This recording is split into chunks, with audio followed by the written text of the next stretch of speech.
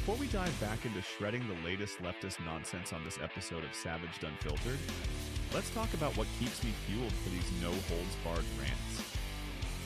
Blackout Coffee. That's right. This episode is proudly sponsored by Blackout Coffee, the unapologetic premium brew for real patriots who refuse to sip on weak woke garbage. We're talking small batch roasted, bold flavors that pack a punch. Whether it's the Brutal Awakening Dark Roast to kickstart your day like a red pill revolution, or fan favorites like Cinnamon French Toast and Blueberry Crumble for that all-American taste without the BS. Blackout Coffee isn't just about the caffeine. It's a stand for American jobs, values, and freedom. Roasted fresh and shipped fast, so you get that uncensored strength in every cup. No compromises, no apologies. Just pure patriotic energy to keep you awake, not woke. And listen up, because they've got a savage deal for our listeners. Head over to blackoutcoffee.com and use code SAVAGED15 at checkout for 15% off your order. Stock up on those 12-ounce bags, K-cups, or even grab some gear like their badass tumblers to show your colors. Support the fighters, fuel the fight. Get your Blackout Coffee today and join the unfiltered revolution. Now, back to the show. Let's savage some more truth bombs.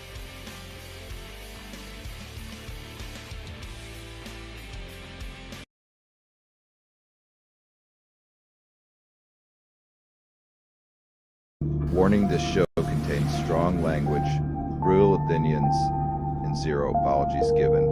Viewer discretion is strongly advised. Welcome to Savaged Unfiltered, where truth gets raw, opinions stay real, and nothing is off limits.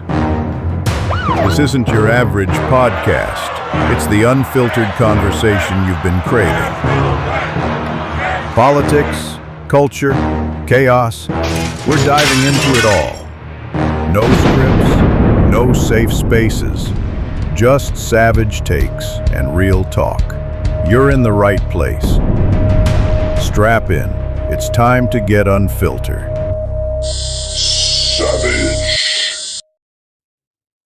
Hey guys, welcome to the show. Welcome. I'm Michael Gardner. Welcome to the Savage Unfiltered show. Today, joining me here on today's episode, I'm going to be sitting down with Ken W. Good, a veteran bail attorney, a constitutional warrior, and a sitting board member of the Professional Bondsmen of Texas. So we're going to break down some of what he does for a living, of course, into the system of law and all that, and some of what he is, I guess, trying to present through his work there. Before we bring him in, I got to bring the old man in. Old man, welcome, obviously. Hey, Hello. Right. So yeah. Thanks We for got having me yet again. Thank you. yeah. We got an interesting character today. Yeah. He is a lawman. Yeah. So what do you think of that? What do you think of law, by the way? I know you're not a big fan of it. Well, to an extent you're not. That was a joke. I'm not a big fan. Pun intended. I hate the law. No, actually, I'm all for the law. I mean, if we got laws, follow them. And I say I think I've only been arrested one time in my life. Yeah. And that was a long time ago. But Long the thing time is, ago. I don't get harassed by cops. I don't get hassled. I don't, and you know why? Because I follow the law. I mean, it's just Follow plain the and law. simple. I mean, if I see cops doing something, I ain't gonna go get in the middle of it. I'm Yeah. staying away from. Let them do their Yeah. job, and I'm a law-abiding citizen. Well, I was looking up this bondsman organization, and they were founded about like 50 years ago. Really? I was not aware of that. Yeah, I did my homework. Yeah. 70s. That's back in Yeah. almost the 70s. So- Yeah. Wow. So, and the reason for that was to protect and advance the bail bond industry in the state. Obviously, right? I mean, I'm sure I couldn't imagine what was going on 50 years ago, let alone today. I mean, geez. My favorite bondsman my favorite bondsman of all time, Mm. is in the movie Jackie Brown. Mm. Well, I like the you're bail bondsman in that movie. you're gonna like Ken as we bring him on in a moment, I can't because wait. I I'm can't being wait. told by people that know of this gentleman. Uh-huh. They are the loudest, strongest voice fighting bad policies in that state, said the least.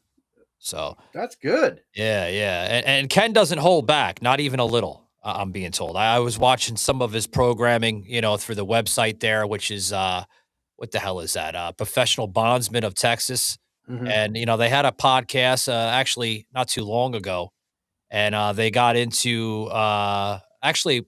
Well, it's been a while though, but this was actually dated on August of 2025, Oh, okay. and they got into the uh, I can't pronounce it, the damn name.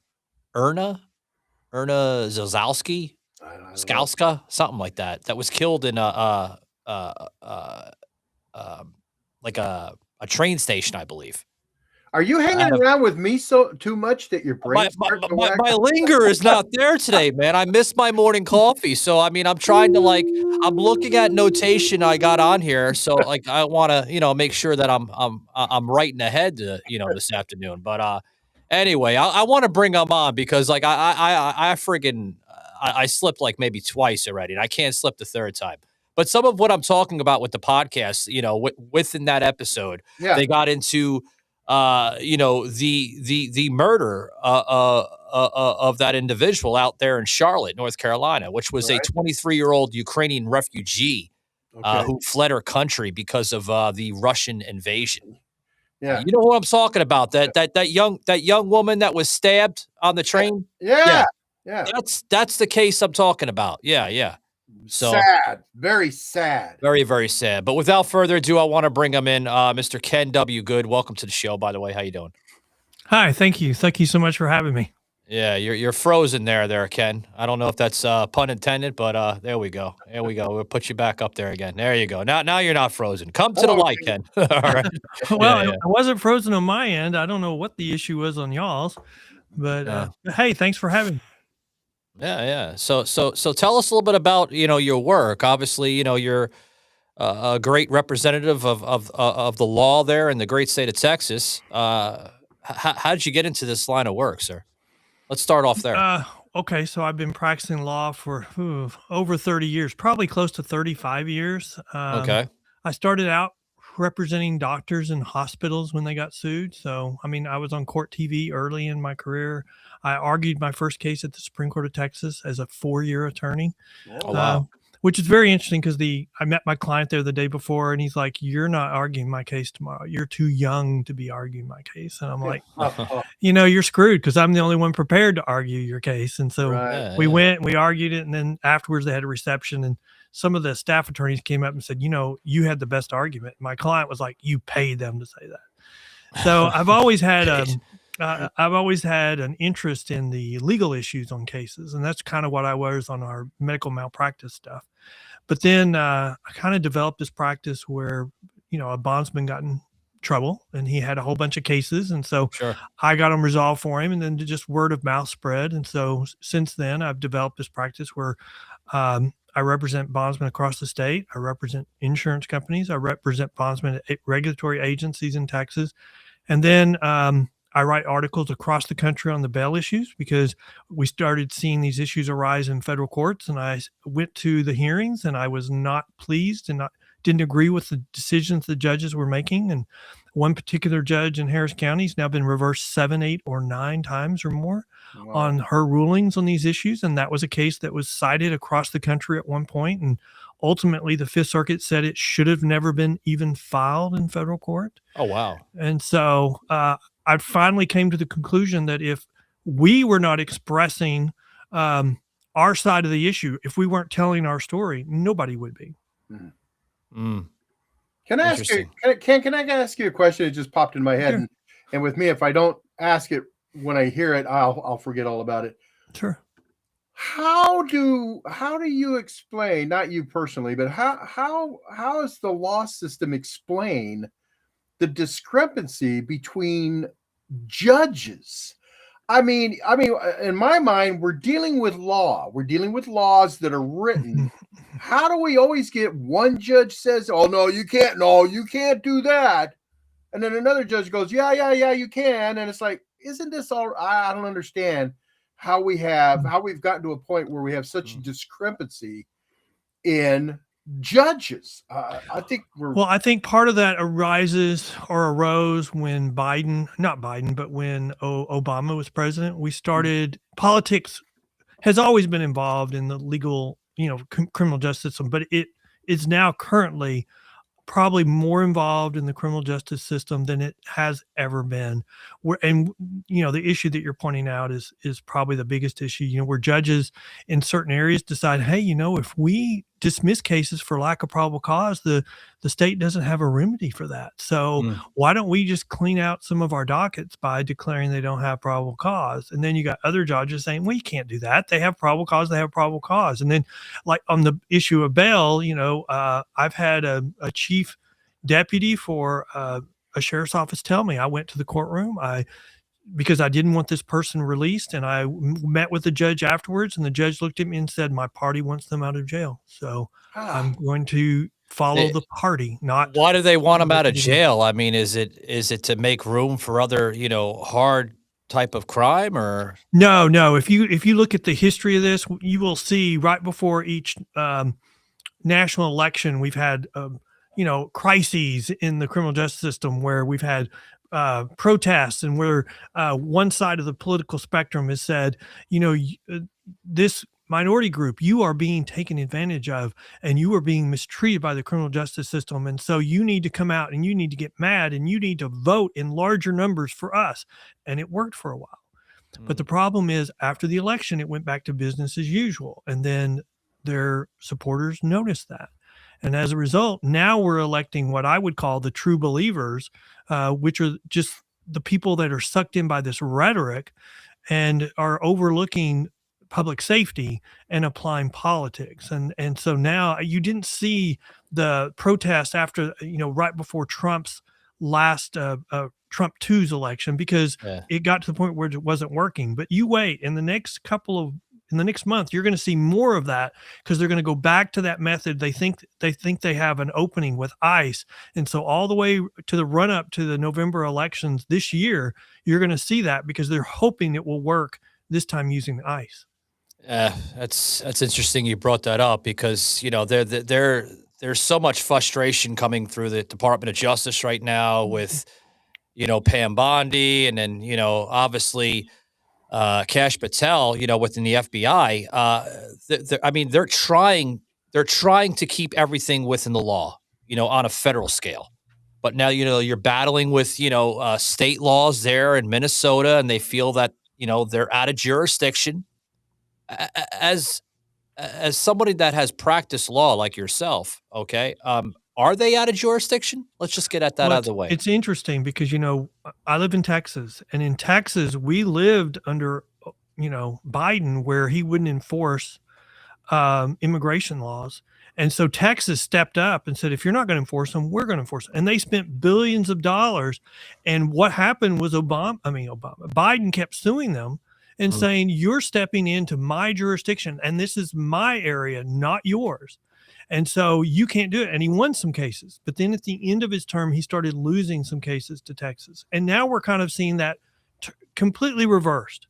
Now we've got the federal government seeking to enforce something that has been held, that is its responsibility. And now we have the opposite side, the state's going, oh, you shouldn't be doing that. Oh, that's so cruel. And oh, you're doing it, and you should leave. And it's just politics. I don't understand why they're flipping now, because, like you mentioned, Obama. It's an election issue. They've identified that as a winning election issue. That's all it is. Obama. They're not doing anything now that Obama didn't done. Holman had done that, awards from Obama. I know. And now he's being criticized for doing the very thing he did under Obama. Because it has a Trump label on it. Is that more or less? And they've identified that as the most winning issue for the next election cycle. Yeah, I hear you. So, I mean, it's just, it's mind blowing because of this entire TDS, and that's what it boils down to. They know that Trump is more or less doing stuff, within the law, and they can't.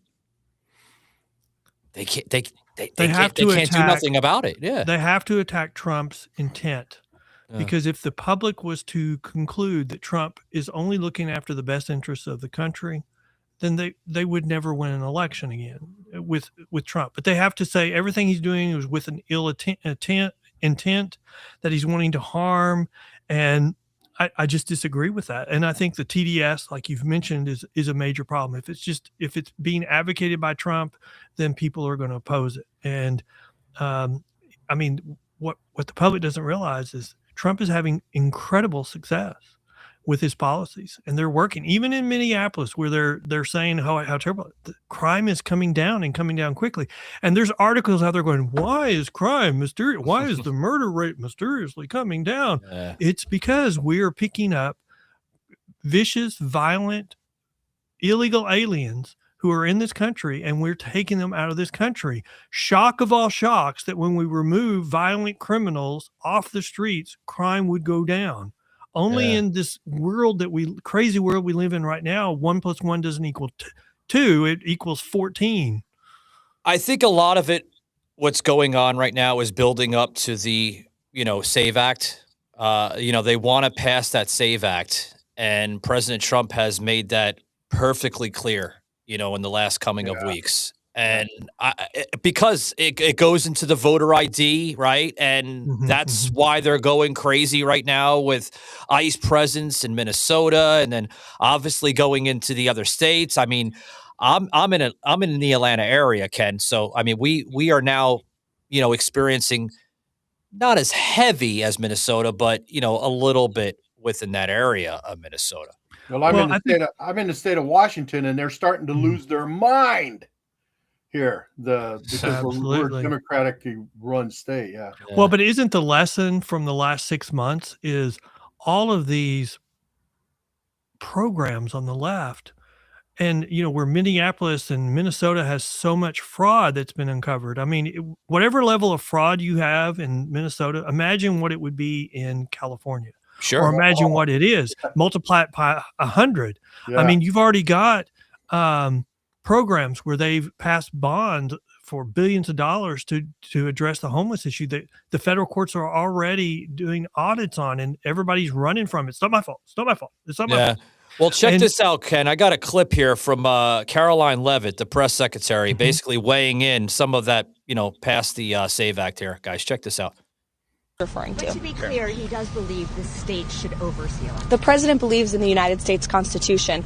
However, he believes there has obviously been a lot of fraud and irregularities that have taken place in American elections. And again, voter ID is a highly popular and common sense policy that the president wants to pursue, and he wants to pass legislation to make that happen for all states across the country. And Kelly, just to follow up on in third world countries, you have to prove that you're a citizen to vote. Only in the United States is it's a dirty word to say that you have to prove that you are eligible to vote before you can vote. That doesn't make any sense. How did we turn it upside down like that? That doesn't make any sense. I don't understand this. Like you said, you go to third world countries, and if you don't obey their law, you're likely to have your life by the end of the day. Most likely you'd be thrown in jail. Right here, oh no, it's just a slap on the wrist. Our judicial system, I'm sorry, Ken. I know you're part of that, but it sucks. I agree. It's broken in this nation. Well, our justice system is not there. How do we fix it, Ken? How do we fix it? I do agree with you that there are problems with our criminal justice system, but I will say I have a lot of faith in the criminal justice system. The problem is, with this soft on crime policies, that's what's undermining our criminal justice system. When you have DAs in our urban areas that decide they're no longer going to prosecute crimes, and that the real victim is not the, victim of the crime, but it's the defendants in the courtroom. When they decide that, and, DA Gascon from LA County, his press secretary or press person said that when the DA is saying the real victim is the defendant and the defendant's attorney is in the courtroom, who's arguing for the person who had the crime committed against them? Nobody. That's what's wrong. That's what's wrong. You've got Prop 47 that passed in California where we changed certain felonies to misdemeanors, including theft under $950. And then you had DAs say we're no longer going to prosecute it. And we've seen what happens when you do that. Yeah. Shoplifting goes way up. Stores have to start closing because they can't sustain $25,000 of shoplifting a day. And then crime in the area goes up. And then you have commercial property values just go through the basement. And President Trump made an announcement on his accounts. What was it? The other day, actually, that we must pass this act. We must pass it. Like if we don't pass it, most likely the Republicans are going to lose the House. Okay, and you're never going to have bills. Well, but the problem properly. is it's not about that, Ken. If I may, it's not about that. You'll never have bills passed. You'll never have them passed. How did Trump ever win with all of the fraud and with these funds just being shoveled to Democrat groups, through, we're just doing we're just putting money into these NGOs. I mean, how did Trump win? How did any Republican ever win an election with those schemes going on like we are? I mean, the good news is, and, I do have hope for our criminal justice system. And the one reason why I do is what's going on right now is not sustainable. I mean, these soft on crime DAs have a shelf life of 1 or 2 elections. So far, they're not lasting further than 2 elections, and the public has enough of them. And then when they get replaced, they get generally replaced with a law and order DA. And that's what we need. We need more law and order DAs. We need both parties. If you're or if you're soft on crime, you need to lose the next national election so that your party will moderate and go back to what both parties historically have been, and that is law and order parties. Yeah, but how do we combat the fraud? I mean, there's tons of fraud out there. I mean, look at stuff through like Black Lives Matter. Look at these anti-ICE movements and organizations. I mean, that's just to say a small amount of it. For an example, like how do we combat that? I mean, people have brought the theory in, we should have the president sign an executive order to reestablish mental institutions. Does that work? Will it solve that? That's not going to solve it. No. That's not going to solve our problem because the reason why we got rid of our mental institutions, the network of them, years and years and many years ago, and the reason why our jails and our prisons are our largest mental health facilities today is because there's no natural constituency to support a network of mental health facilities. Whenever there was a budget crunch in the counties or the states, those were the first to have their budget cut. And that's the reason why they're gone now. They got to where they weren't even, didn't have enough operating money to provide food. We had examples of people starving to death in mental health facilities, and you had class action lawsuits filed across the country. And that's what drove them out of business long before Reagan. And so, I mean, it's a great idea, but there's no constituency to argue for funding them. And so it's just a problem that's going to repeat itself until we figure out how to address this. The problem with what we're doing now with this criminal justice reform is we're using mental health as a King's X. We don't want them in the criminal justice system anymore. So we just King's X, dismiss their criminal case and release them. And there's no treatment, nothing. And so that's just a revolving door. They get arrested, they get in jail, they get on their meds, they get controllable, they get released, they get off their meds, they get uncontrollable, and then they get arrested again. And so we've got to get rid of the revolving door. And what we're currently doing with these soft on crime policies is not working, especially since we've moved all the mental health treatment and stuff to our prisons and jails.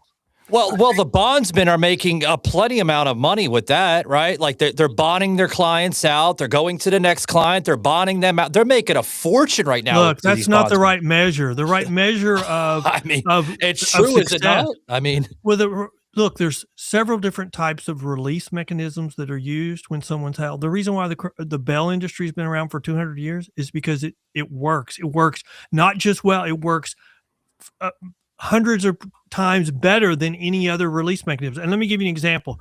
If you have 1,000 people required to show up for court in a week, the private bail industry has a failure to appear rate of less than 10%. Cash, 20 to 30% failure to appear rate. any type of simple release where we're just releasing you on your promise, whether it's a personal bond, whether it's a release on no bond, or California released on zero bail, has a 60 to 80% failure to appear rate. That's the number that nobody wants to talk about. When you have high failure to appear rates, that creates huge backlogs, and huge backlogs puts pressure on courts to dismiss cases, because that's the only way they can keep the system from collapsing. And when you dismiss cases, criminals see that as a green light to commit more crime. Shock, shock, shock, shock.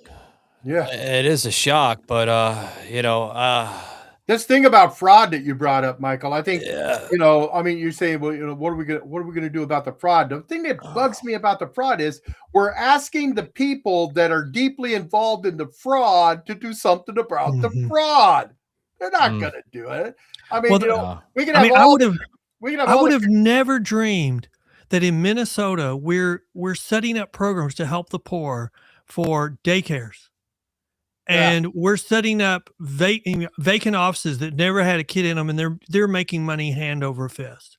I mean, I would have never dreamed that something that we as a society thinks is a good idea would turn into what it turned into in Minnesota. And do you think Minnesota is all on its own? It's only done that there? No, it's everywhere. It's all across the nation. No, this is what I think about the rot of our judicial system. And I hate to use those words because it's absolutely true. I mean, I'll play you two clips here. This is one with Black Lives Matter on how they're overseeing a case right here. And it's just like literally, I see the body language coming right from the judge. And I'm like, are you serious? Seriously? Check this out.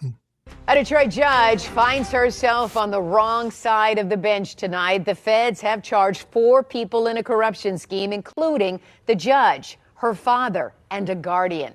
They're accused of stealing hundreds of thousands of dollars from people at risk and unable to care for themselves. Just stunning. 7 investigator Heather Catallo is here now after exposing allegations of corruption for over a decade in Michigan's guardianship system. And now this. This is a huge federal probe. Families have complained for a long time that the guardianship system makes it far too easy for people with power to take money from the vulnerable. And that's exactly what the feds are alleging this judge and her co-defendants did. Andrea Bradley Baskin, P70474, here on behalf of Ms. Nancy Williams. A lawyer turned judge who once defended a local guardian in court is now her co-defendant in a federal corruption case. She looks forward to her name being cleared in these charges. Before Andrea Bradley Baskin became a 36th district court judge, Bradley Baskin and her father, attorney Avery Bradley, often represented guardian Nancy Williams. Williams' guardianship agency, Guardian and Associates, was appointed to be the fiduciary for more than 1,000 cases in the Wayne County Probate Court. When a probate judge declares you legally incapacitated, a guardian can have total control over your medical and financial decisions. Oh my God. Is that true? Yeah, I've been through this for my sister. I had her declared incompetent, and I was her guardian at the end of her life. Yeah. And so, but this doesn't have anything to do with the bail system, but this is absolutely true. I mean, I at one point in time, I had a control over my sister's accounts that had like $750,000 in them. And so, I mean, you have to account for that money. I mean, look at this money laundering. It's all over the place. Yeah. Nobody's checking you. You don't have to approve any money. I mean, when my sister died, I accounted for every penny that was in those accounts, and they still had $550,000 in those accounts. And I'm like, you want to see what I spent it on? I didn't spend a dime on anything other than my sister. And so, yeah, you have that much control, and it's scary. It is scary. It is scary. And this is, I mean, look at this. Deposits, purchases, fraud of check. Yeah. I mean, and you heard the judge was in on it too, as well. Look, this brings back nightmares to me because, I was dealing with an estranged family. It was my own family, but, I was the guardian for my sister at the end of her life. And when she died, and she had 2 daughters. And so I'm looking at, I've got $550,000 still sitting in an account for her 2 daughters. That wasn't enough money for them. They threatened to sue me because they wanted more money than that. And I'm like, well, I'm sorry, your mom didn't die sooner. We were spending money every month on her. And they were like, well, you didn't do this, you didn't do that. I'm like, well, then sue me because, it's not whether I was looking after someone you weren't. And there's a big long story there. But this is what I'm talking about. This is a leftist BLM social justice warrior Detroit judge indicted on fraud scheme, embezzling from elderly people. I mean, is she going to be put in jail? Probably not. I mean, don't know. If she is, I mean, she's probably going to get out, within that nice little bond system that we have in America. Well, look, here's the problem we have right now. There are people. Once look at Somalia. Let's use that as the example. When they started identifying that there were issues there, what was the response of the Somali community? You're racist for even raising questions. Can you imagine if I came on the show and I said, this is my opinion and I'm white, and so if you question me, you're racist? I mean, just because I have a difference of an opinion on you, I can't express it because of your heritage, your color of your skin. I mean, to me, what that says is we don't have a response to your argument. So we're going to just throw out a verbal bomb and try to cut off conversation. And we've got to get past that. I mean, if you don't agree with me, fine. I'll be happy to debate with you. But don't call me racist because I have an opinion that's different than yours. That just means you can't respond to my argument. That's the problem of the basic conversation breakdown, right? No one can conversate with one another on a healthy note. Everything is with that label. Whether you're a racist, or you're a homophobe, or you're this and that. Well, I'm at the point where I'm like, if you're going to throw that stuff out, you have stuff to hide.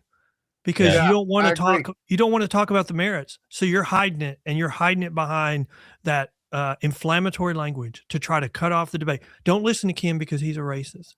No, what are you hiding because you can't talk about the issue? Exactly. That's how I feel.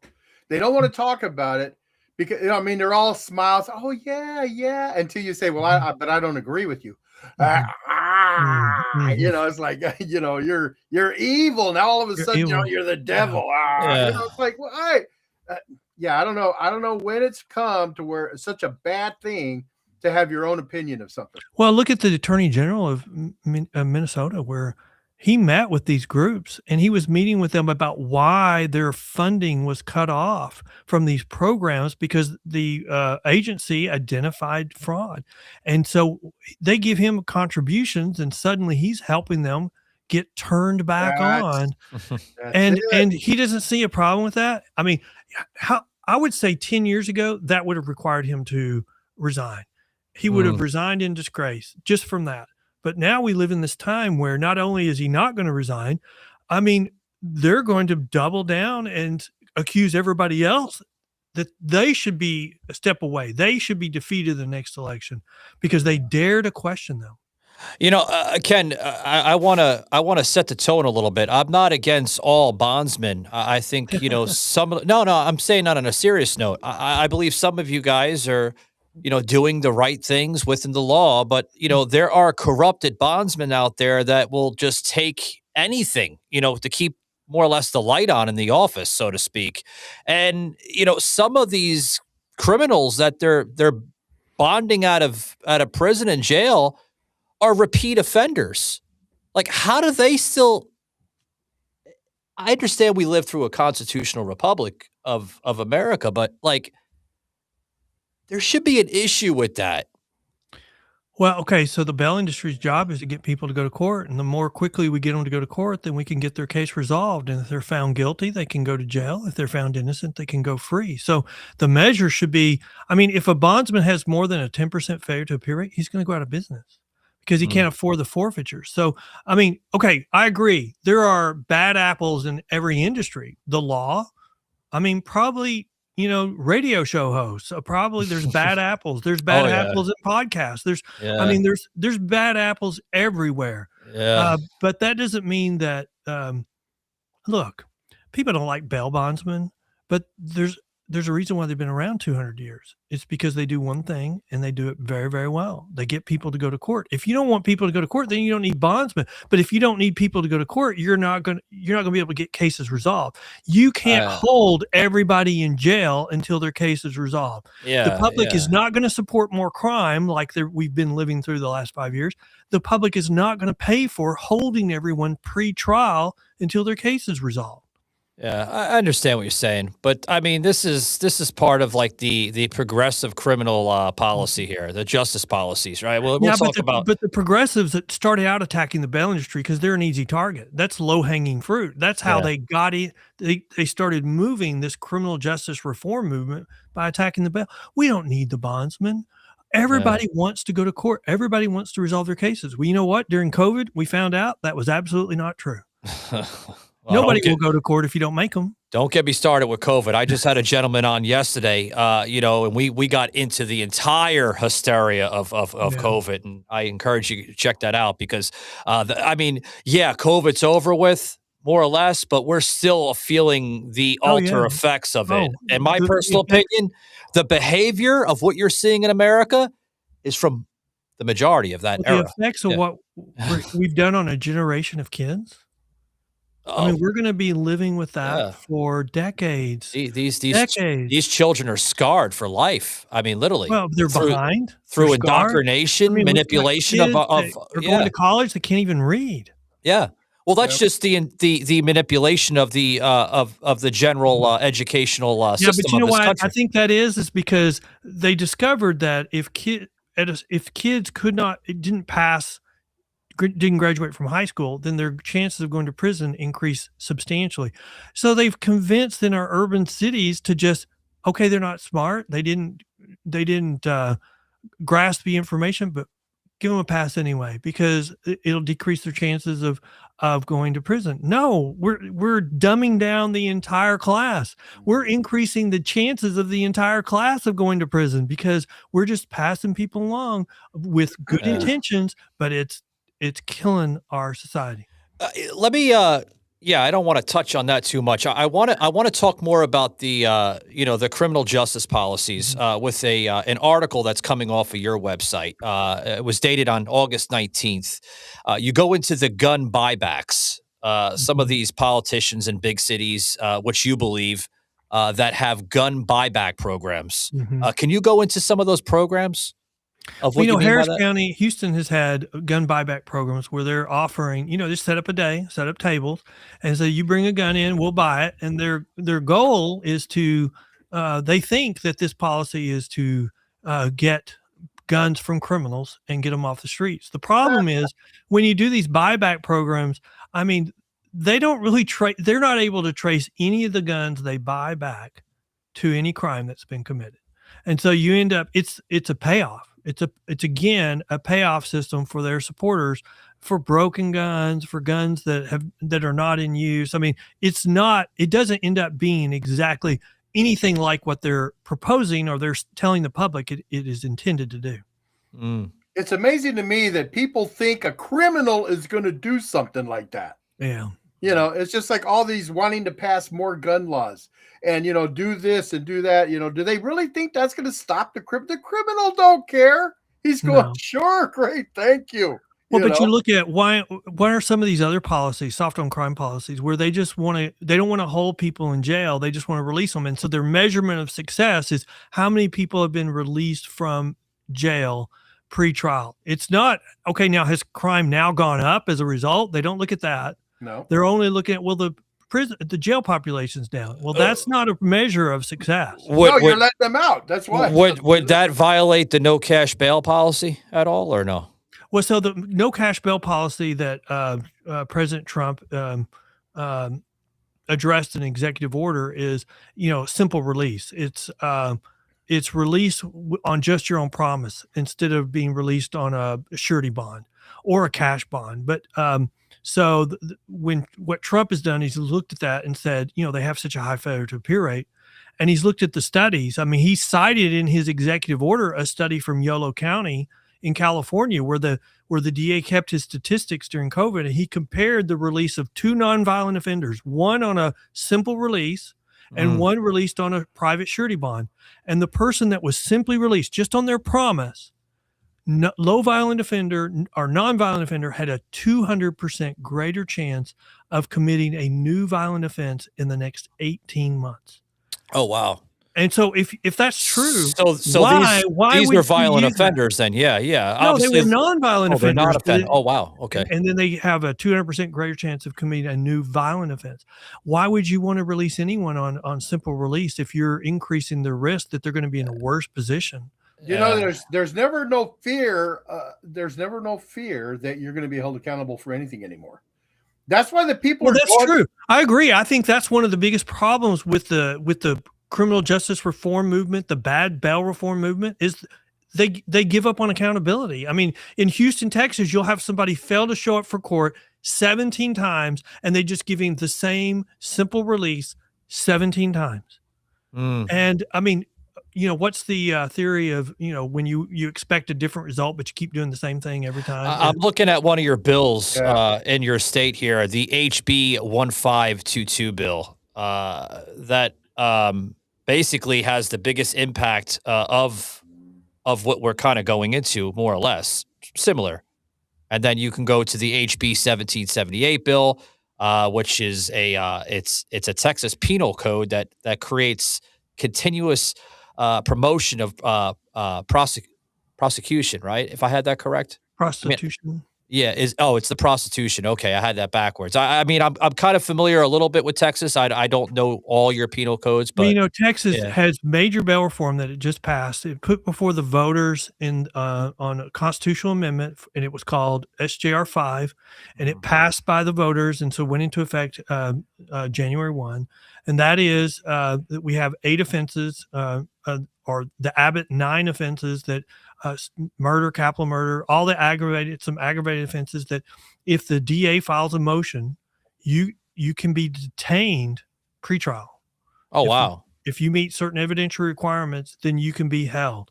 And we've already had several examples of Houston, Harris County judges granting such motions. And so Harris County is kind of the problem child in Texas, where you know, Harris County disagrees with the legislature, and we're fighting over who controls bail policy, criminal justice policy.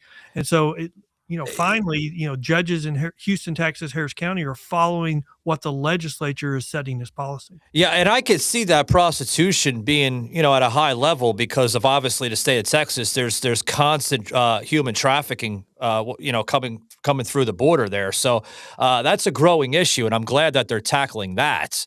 Well, and they've been addressing the human trafficking stuff for several legislative sessions. Yeah, we had major bail reform in SB 6 4 years ago, and then we had another round of major bail reform this session with SB 9. But Texas is going the opposite direction of these soft on crime states. They're strengthening the criminal justice system. They're limiting the use of these simple release mechanisms, and they're requiring accountability. So now, is your governor there? Is he handling that same issue with the human trafficking, with the prostitution? Because in the state of Florida, they were having problems. Ron DeSantis actually addressed this not too long ago with massage parlors as a channel of that. Are you guys seeing that same issue there in Texas with the massage parlors of the prostitution, especially South Florida? South Florida is. I'm not aware of. I mean, that's not something I don't look for massage parlor news so it's not something. Well, you know what I mean. It's linked towards. You know, the last time I was at it's a linked massage towards. parlor, You know what I'm talking about, Ken. I mean, no pun intended, but no, it's. I'm not trying to trap you on words, but I mean that is linked towards some of that human trafficking. I would not be surprised, but I know that the governor has been very conscious and concerned about immigration and violent offenses, and human trafficking has been a major issue in Texas that they've been focusing on at the legislature. Well, that's good.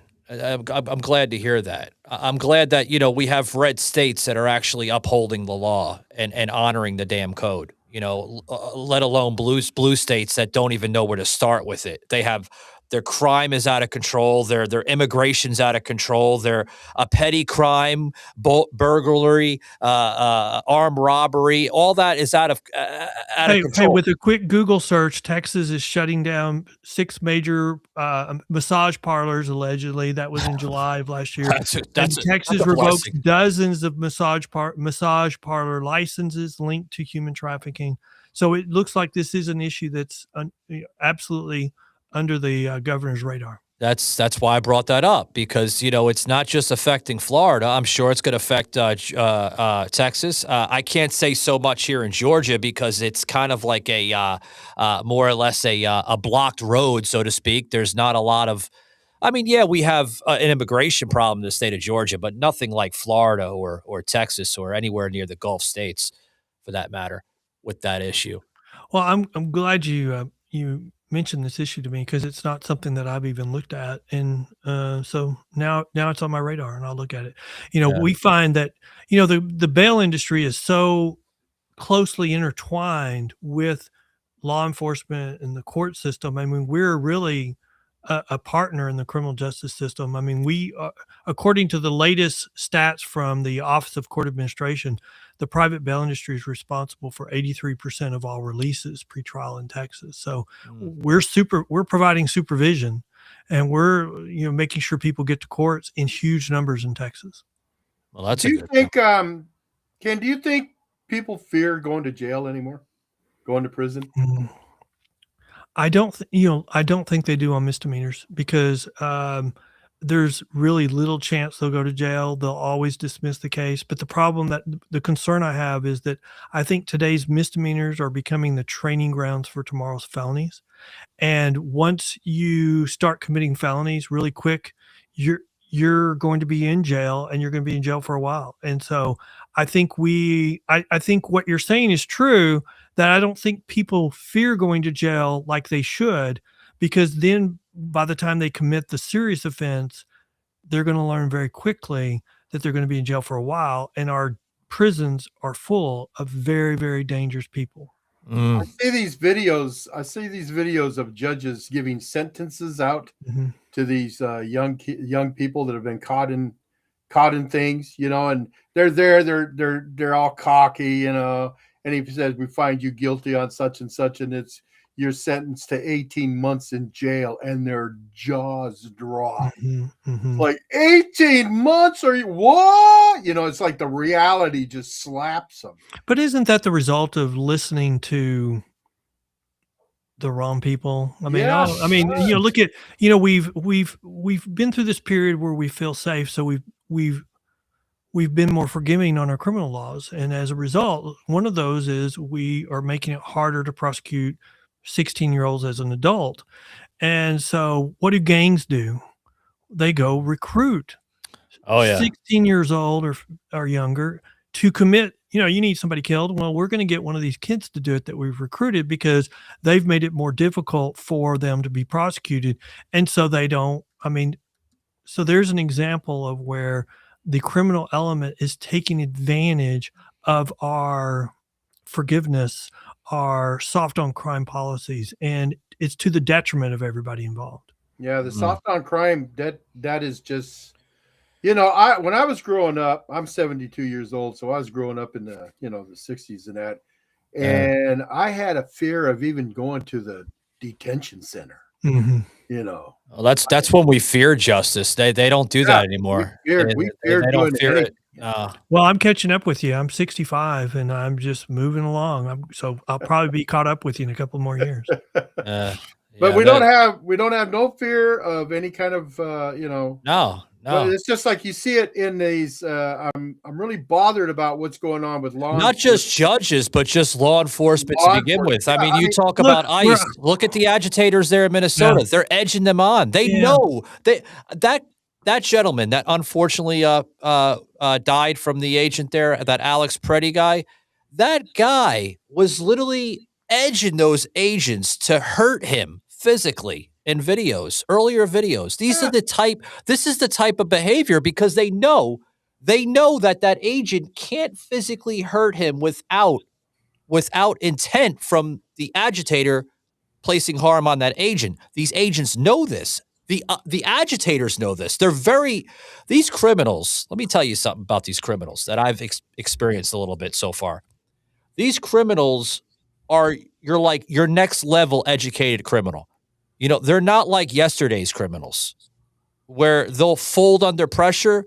These are very smart. They're doing a lot of research. They're looking into the Constitution where they can get away with stuff through loopholes. That's a dangerous issue. A very, very dangerous issue. I mean, we're getting to the point now where a simple traffic stop turns into a major thing because people just don't fear. They don't. Well, that's fear what pushed criminal justice reform in Texas in the opposite direction. It was from a traffic stop where a gentleman was stopped and there was a DPS officer and he had a warrant and he knew he had a warrant. And while the DPS officer was checking, he pulled out his rifle and shot and killed him. And that's what pushed Texas to enact criminal justice reform to strengthen the criminal justice system instead of to go down this road of soft on crime. I mean, when I was a kid, I grew up in a really small town. If I had a police officer following me, he didn't even have to turn his lights. I'd pull over and say, what did I do? I mean, that's the mindset. We don't have that anymore. And we have groups being trained. Look, there's no accountability. You can get away with this. And so they're training them on what to do to agitate, what they can do. And then they're looking for these examples so that someone gets hurt and then they're going to make that the issue in the next national election. And they are. You can just guarantee it. There's been some growing issues with tracking systems that they're looking into, companies like Amazon with this, with these. Yeah, but the good news is there's some new polls out today saying that by and large, the public supports ICE, supports what they're doing. Oh yeah, and so, I mean, okay. I'm seeing a slight trend on TikTok and that where people now are starting to show these videos and they're saying, I was driving home yesterday and a cop was following me, and he hit his lights, he pulled me over. Well, ICE announced today they're putting body cameras on all their officers in Minnesota so that they can combat this crap that they're showing. That actually came out yesterday. Yeah. Where President Trump actually made an announcement that, he is going to, do whatever by any means necessary. And that's good. Absolutely. But what I wanted to say is these people are coming out with these videos and they're saying, so he told me to roll my window down and I rolled my window down. He asked me for my ID and my driver's license and my insurance and I handed it to him. And he says, you went a little bit quick through the stop sign. Oh, I'm sorry, officer. I didn't notice it. He goes, okay, well, here, I'm going to give you a warning. And I get a warning and he thanks me and says, have a safe day. And he leaves. He goes, it's so simple. Shock. Yeah, it's so simple. Why don't we do that? I am not gonna argue with a cop. I'm not gonna argue with law enforcement. My mom told me a long time ago when I was a kid, she goes, if you get stopped by law enforcement, whether you're guilty or not, deal with it at the station. I saw a black guy give advice to his son, and I thought, that's good advice for any son. Yeah. If an officer stops you, you answer his questions, yes sir, no sir, and you don't provoke anything. That's good advice for everyone. Everybody. Yeah, it is. And it's good advice too, as if they're going, well, we're going to take you in. Well, then put your arms behind the back that's and right. Deal with it at the station. Mm-hmm. Don't deal with that because that's but people don't realize when you deal with it there, you're adding charges, resisting arrest. They have the right to arrest you. And so if you resist, you've just now got an additional charge. Yeah. Don't make them bust your window. That's the worst thing you want to happen. Yeah. Well, go ahead, bust my window, drag me out. All right. I'm more scared of my wife than the police. I'd be afraid if I told him to break the window, I'd have to answer to her. Oh yeah. Me too. You told the police to do what? I was like, can I stay here tonight? I don't want to go home. Oh, yeah. Please put me in a holding cell. Just put me in some cell somewhere far enough from her for 24 hours. It's just common sense. I mean, why all these other things are not common sense? But really what it is when you're high, when you're drunk, when you're mad, we don't make good decisions. Your emotions get the best of you. Absolutely. Yeah. And that's a then when clear we have fact. mental issues, we make terrible decisions. Well, that's on another scale. I We have saw a to thing in- try to clean that up a little bit. I Yeah. saw a thing in Florida that I was really DeSantis. He says that he passed this thing or an ordinance that anytime that there's some kind of law enforcement thing going on, ICE or whatever, that there is a 20-foot parameter. That if you violate that 20-foot parameter, you're going to jail. I mean, he just said it. And so if you want to protest, you go ahead, but don't violate that 20-foot I like perimeter. that. I like do that. too. It's a buffer zone. It gives them the room to do their job. Yeah. And the reality is they just don't want them to do their job. I mean, the whole harassment thing is to try to run them out of Minnesota. But I think there's so much right now in Minnesota that's a distraction. All of this is a distraction from the fraud, because otherwise the Democrats have lost, and so they have to have a distraction. That fraud is coming out there. I mean, with the Clintons, with Barack now, I just seen a couple hours ago. I mean, hey, I'm all for it. You know, that's why we have a justice system in America. I'm sorry. No one is above the law. I don't care if you're a politician or a regular civilian, right? You have to obey the law, whether you like it or not. And if people are not going to get arrested in that, what good is anything? Well, and that's a good point, because, I think that there's a small group of people that are committing most of the crimes, 60% or more. And, you can even think of it as the crime city living within the bigger city. Absolutely. Well, there's a buffer zone between the two. And those people that live in the gray area are watching. They're watching if there's consequences, if there's accountability for the crime city, then they're going, oh, I'm a law and order guy today.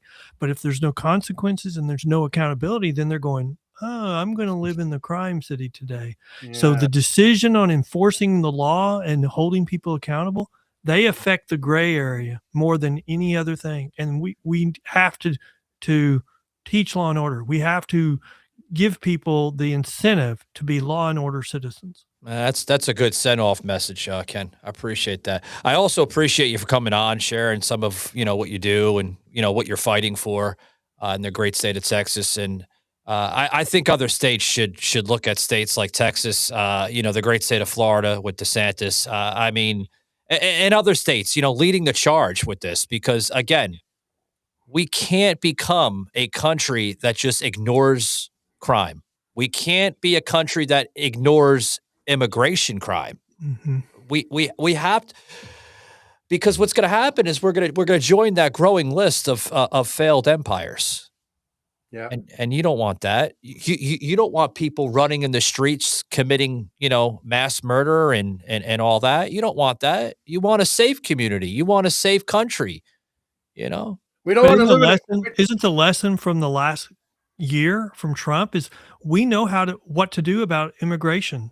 We know how to control it. And it's not we need a new law. We need somebody just to impose the law that we have. Do it. And same thing on crime. We know how to control crime. Well, look what they did. People that will do it. Yeah, look what they did with alligator Alcatraz down in Florida there in the Everglades. They threw a hissy fit about, that's inhumane. That's inhumane. You have children sleeping on the floor. You have this and that. Well, I'm sorry if it may have been like that, but I mean, to an extent, and maybe this is mean by saying it, but I'm being honest, those parents did it to themselves with their children. Exactly. They could have done the right thing by crossing the border and showing proper identification. I mean, let me tell you something real quick before we kind of close out with you, Ken. Okay? And maybe I can get an answer from you, because I'm really, really stern to the bridges on this one topic here. We have to show identification for just about everything in the world, whether it's the United States or we're traveling internationally in airports. If I'm in France, I have to show my ID and passport. If I'm in Eastern Europe or anywhere in the country, I have to show my passport and driver's license or, some form of ID. You have to show your ID to go into any federal building. Exactly. How hard is that to comprehend on a scale with an immigration? I'm sorry. If you don't have proper identification, something to prove who the hell you are, you can't come into our country. I'm sorry. The answer in focus groups opposing that has created an issue that gives one party a greater chance of winning by saying they're trying to hurt you by making you do this. I mean, when that no longer is a successful issue for that party, you will no longer hear about it. When both parties become law and order again, you will no longer hear this crap about soft on crime. Yeah, you know the new nickname for ICE? They're calling them the radical bondsmen of America. They're going against the Constitution. Oh, you're gonna love this, right? They're going against our Constitution, and these are unprofessional law enforcement agents. Wait. So it's the Constitution says we can have illegal aliens, and I'm sorry, that's not politically correct, but illegal aliens come into our country, and then who actually gets to vote? Well, we're going to let everybody vote. So isn't the real plan is to get as many people to come in the country so that the party that's scheduled to lose can win? Isn't that really what we're talking about? I mean, it didn't have and because when that changes and people coming in will then support the other part, you will see a 180-degree turn. I mean, when we suddenly discover that when you flood one state with illegal aliens and suddenly they have bigger representation in the House of Representatives, then you know exactly what's going on. I like what the people were saying. You know, what Trump needs to do is tell all illegal aliens that he will give them citizenship automatically if they will vow to vote Republican. He goes, if he does that, watch the Democrats want him out of the country. Yeah. I mean, that's the point. It's too political. We got to get politics out of immigration and out of criminal justice reform. We need our three branches of government back and doing what they do: executive, legislative, and judiciary. We need to get rid of the administrative state. We need to get rid of the administrative state completely. Yeah. Ken, if you'd like to plug any information here before we, depart with you, I'll leave you with a couple minutes here if you'd like, sir. Go ahead. Sure. If people want more information about me or our group, you can go to our website, pbtx.com. We have a blog where we highlight important criminal justice stories, but we also have our own podcast. There's a link on the menu, or you can just go directly to thebailpost.com. All we talk about are criminal justice issues, what works, what doesn't work. And you're going to be surprised by what doesn't work, because when the other side is arguing we need to defund the police to make us safer, there's actually studies from universities that say you want the murder rate go up, decrease funding to the police. So go to the Bail Post and find out the real truth about criminal justice reform. Appreciate you. Thank you for coming on, Ken. Thanks, Ken. Yeah. Thank you very much. Wow. What a gentleman. Oof. What a nice guy. Yeah. We could talk to him for another hour. Yeah, definitely it is. But anyway, Michael, you get fired up, buddy. I'm proud of you. I'm fired up, guys. For those that have been sticking around here on the live stream, remember we have a new format, guys. Every Tuesdays here, we do live streams here, only exclusive to our video platforms. That includes X, Rumble, and YouTube. As well as Facebook. So join me over there and just search Savage Unfiltered. I pop up. I'm all over the radar map. And then including Mondays, Thursdays, Fridays, and now Saturdays will be our regular Spotify formats, with Fridays being our Savage 10s. So, hit that like, hit that follow button. Appreciate it. It helps out the show a little bit with its growth. And just chime in, with some comments every now and then. So I know who's tuning in. I know we begin some reach over there in Eastern Europe, so I appreciate those over there in Ireland. Yeah, Ireland and Italy checking us out this past week. So getting a lot of attention over there. But I'm Savage. This is the old man. And till next time, guys, we'll see you this Thursday for our regular programming. Take it easy, guys.